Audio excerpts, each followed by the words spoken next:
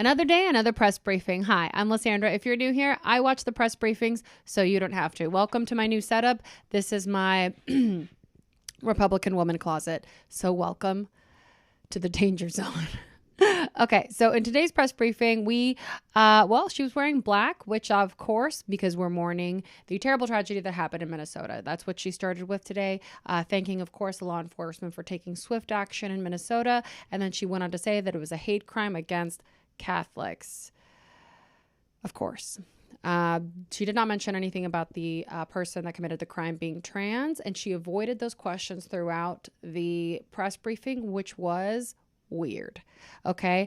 Then she went on immediately to do a scheduling question. And then she said that Labor Day weekend, and then she goes on to, obviously, she always does like this thing where she's like spewing propaganda, or it's like the Labor Day weekend, 5-year low gas prices. Joe Biden shipped job overseas. It was a disgrace.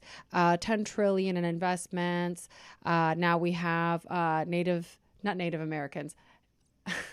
I mean, that'd be dope if we got Native Americans hooked up with like stuff, but no, American born jobs is what they say. And that all Americans have seen $500 increase in pay. Isn't that fun? I hope you've enjoyed those extra $500 that we've all gotten, because I'm still looking, but anyway, and that everyone's getting a tax cut of $4,000. So that's fun. Then we have President Trump is restoring law and order, obviously, but you knew that, with the 1,200 arrests that he's made. That's pretty cool, right? And then we also have 19% violence down because liberals are super soft on crime. But again, that's something you already knew, those softies. 81% of Americans say that crime is a problem, and they're so grateful that President Trump is the only person that has ever taken a stance on it. In fact, they say that in 6 months, President Trump has done more than the Democrats have in the last 50 years, unquote Caroline Leavitt. Fantastic, right? And then so the person that she has, so I don't know if you haven't watched all the press briefings, after she does her propaganda spew at the beginning, then she goes to a new media seat, which is usually a right-wing influencer of some sort that throws a softball question that she can then like start the whole press briefing with something that is just like forwards their agenda, right? And this person was like, what happened in Minnesota yesterday? We know it's not a gun thing, right? Like you and I both know it's not a gun thing. They're trying to make it about the guns. We know it's a mental health issue. What are we going to do about the mental health stuff? And she avoided the talk about the weapons, but then she was like, it is a mental health crisis and we're doing the most and we can't blah, blah, blah. And then he did ask also about Chicago. And all that stuff. They're really obsessed with Chicago and Pritzker right now, which is, how they love to hyper-focus on things. The CDC, there were a lot of questions about the firing of the CDC head that she was never voted in, and that President Trump was overwhelmingly voted in. So it's his prerogative to be able to fire somebody, especially somebody that doesn't agree with him and calls them pregnant people. Because that's weird, right? And then we have questions about Alligator Alcatraz. She always, of course, called it like an activist judge, that they disagree and that it's despicable what they've done to overwhelm the Department of Homeland Security, and that they will be fighting back because it's horrible that they're getting all of these people out of Alligator Alcatraz, right? Anyway, then somebody asked about the opinions of people online talking about the need for gun control after the tragic events in Minnesota. And every time that one of these things happens, we're like, hey, maybe the guns are the problem. And she's like, you know what? This is not a time to talk about gun control. And this is really despicable. It's disrespectful to anyone of faith. And we really should be deep in prayer, because prayer works. And this is an attack on prayer. You're insensitive. You're disrespectful to people who believe that prayer works. And I would encourage Jen Psaki, my predecessor, to pray. You know? And then the same person asked about gender and whether or not, like, the fact that the person that committed this horrific crime was trans is being looked at. And then she was like, we're looking at all aspects. So, and then she's, again, avoiding the gender thing, which is interesting. There was a Russia-Ukraine question, and she kind of danced around it, saying that both countries have to agree. Then there was a lot of Lisa Cook questions, who is the Federal Reserve Governor that President Trump is firing. She was appointed by Joe Biden. I think it's a 14-year term. Correct me if I'm wrong, but I do think that that's what I remember.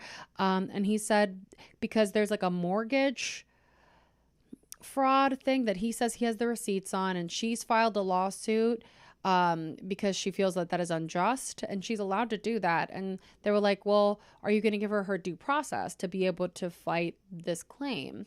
And Caroline was like, well, we're giving her due process, but we have the receipts. And essentially, whatever. Somebody asked about midterms. If, because the Republicans are going to have a convention before the midterms, obviously, because they love to conserve money, right? They're so conservative. And then she was like, well, President Trump has so many plans. And also he's got the power of all of that data around him. You know, he's done so much. Then we continue to pray, obviously. But then the gun thing kept coming up. So she kept saying that we are dedicated to removing public safety threats. And then this is one of the things that stuck out to me, that this administration has been preemptively removing people that post things online, which I think is interesting. It could, because I don't trust them to do anything that is actually ethical, this could potentially turn into something a little dangerous. So I'd love to hear your takes on it. But this administration removed a juvenile who was making threats online. And if you feel like you see somebody making online threats, you should say something. If you see something, say something online, which is like, I mean, you should absolutely say stuff, but then she was like, this happened. It's like somebody's asked, like, okay, like, what is a policy on it?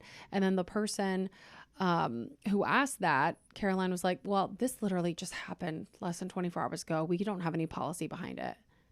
Girl, we've been dealing with these things, okay? Like, my bone to pick with them is that they always act like brand new when one of these things happened. I had no idea that this was an issue. This is brand new information, and you should pray. Oh my God, this has never happened before. This is brand new information. No, boo boo. This happens more than it doesn't happen, actually. It's sickening. But no, the guns aren't the problem. Okay. Should people somebody asked, should people feel afraid of losing their jobs that work for the government if they oppose the president? And she said, not if you're doing your job, which means following the orders of the president. So just do your job and you won't get fired. So that's a yes. Then some chick, she always asks these awful questions. She said that this is the second trans person shooting in America. Are we going to do something about that? Are we looking into why these people do that? As if cis white males don't do all the other crimes. Are you kidding me? Should we look into that? What's causing them to commit crimes, huh? But no, let's look into why these outliers, okay? I don't know why they're so scared of trans people. They make me sick. Not the trans folks, obviously. Slay. No. And then Caroline said, well, we are looking into whether these trans people, the mental health problems, or perhaps it's the medicine, the drugs that they're being given are screwing them up, to get them to act compulsively, Anyway, and then she asked if there's going to be any laws against trans ideology, and Caroline was like, I'm not going to get ahead of that. So and then she just went ahead. Reversing years of reckless spending, obviously, because Joe Biden, COVID vaccines, that they're not like taking away all the COVID vaccines. They're just giving everybody a choice. There's some that they said they approved within the emergency status in 2020 that they want to revoke, but they want people who still want to receive the vaccines to get them because we believe in choice. Your body, your choice. Unless, of course, you're a woman, in which case. And then the last thing somebody asked about Labor Day, because it's one of the most underrepresented holidays, obviously. The recruitment of police officers is at an all-time low. What is the Trump administration doing that? And she said, well, at the federal level, President Trump has been doing an excellent job recruiting people. We have over 130 people that applied to be members of ICE, and we have more applicants than we have jobs, and that's really wonderful. Maybe Governor Pritzker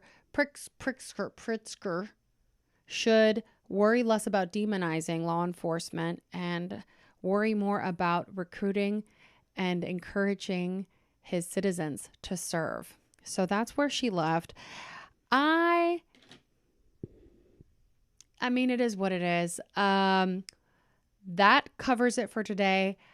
Thank you so much for tuning in. I hope you liked my little recap and my new setting.